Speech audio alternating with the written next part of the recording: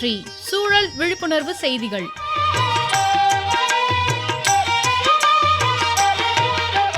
அன்புள்ளம் கொண்ட ராமச்சந்திரன் சார் அவர்களுக்கு உங்கள் மாணிக்கம் எழுதும் மடல்.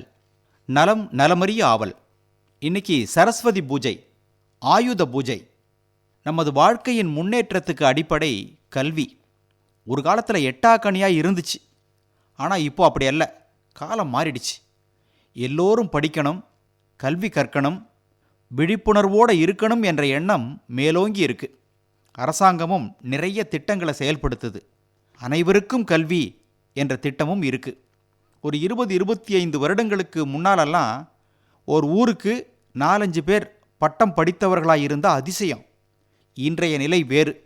ஊருக்கு 10-20 பேர் படித்தவர்களை பார்க்குறோம். குறிப்பாக பொறியாளர்கள் நிறைய பேர் இருக்கிறாங்க. நமது நாட்டின் வளர்ச்சி, கட்டுமானம்லாம் இவர்களது கையிலையும் இருக்குது.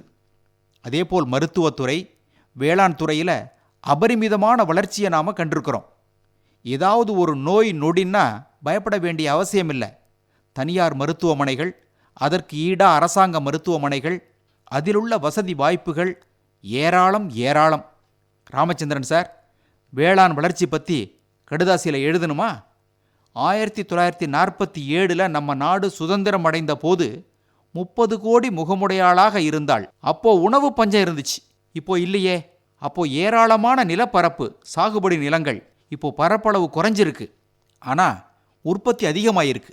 உற்பத்தி என்பதை விட உற்பத்தி திறன், அதாவது ஓர் ஏக்கரில் முன்னாலெல்லாம் 20-30 மூட்டை விளைஞ்சதுன்னா இப்போ 35-45 உயர்த்தி இருக்கிறார்கள் நமது விவசாய அன்பர்கள்.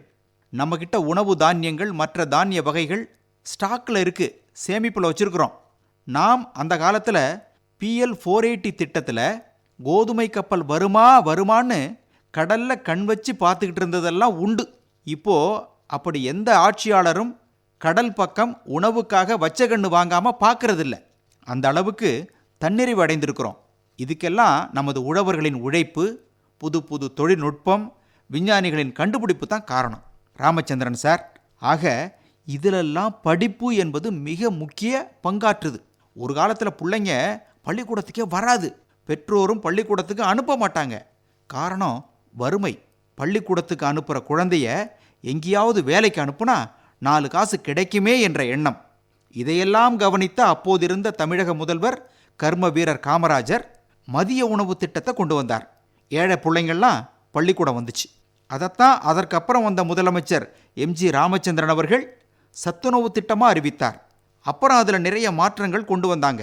இன்னைக்கு எல்லா பள்ளிக்கூடங்களும் நிரம்பி வழியுது. பிள்ளைகள் படிக்கணும்னு எல்லாரும் நினைக்க ஆரம்பிச்சிட்டோம். உணவுலையே சத்தான உணவு வேணும்னு நினைக்கிறோம். தரமான பொருட்கள் மேலே கண் வைக்கிறோம். அதற்கான செலவை பற்றி கூட பார்க்கறதில்ல. உணவுலையே இது இயற்கையாக உற்பத்தி செய்யப்பட்டது, எவ்வித ரசாயனமும் கலக்காத உணவுப் பொருட்கள் வேணும்னு எதிர்பார்க்குறோம். சூழல் சார்ந்த உணவு உற்பத்தி, தரமானது, நியாயமானதெல்லாம் தேவைன்னு எதிர்பார்க்குறோம்.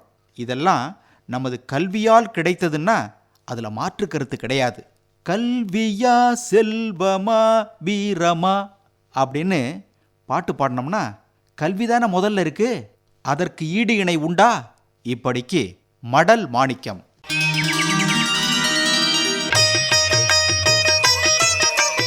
நம்மை சுற்றி சூழல் விழிப்புணர்வு செய்திகள் கேட்டீர்கள்.